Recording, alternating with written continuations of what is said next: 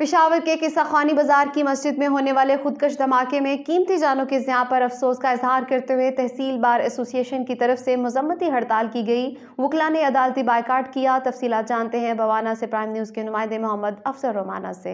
बाना पेशावर के किस्सा खानी बाजार की मस्जिद में होने वाले खुदकश धमाके में कीमती जानों के ज़िया पर अफसोस का इजहार करते हुए तहसील बार एसोसिएशन की तरफ से मजम्मती हड़ताल की गई है। तमाम वकला ने अदालती बायकाट किया। सदर तहसील बार एसोसिएशन बार अमानुल्लाह जब्बा का कहना है कि दहशत गर्दों की जानिब से एक बुज़दिलाना कार्रवाई की गई है जिसमें इबादत के लिए जाने वाले मासूम लोग शहीद हुए। इनका कहना है ये एक सिक्योरिटी की नाकामी है। दहशत गर्दी की ऐसी बुज़दिलाना कार्रवाइयों से हमारे हौसले पस्त नहीं होंगे।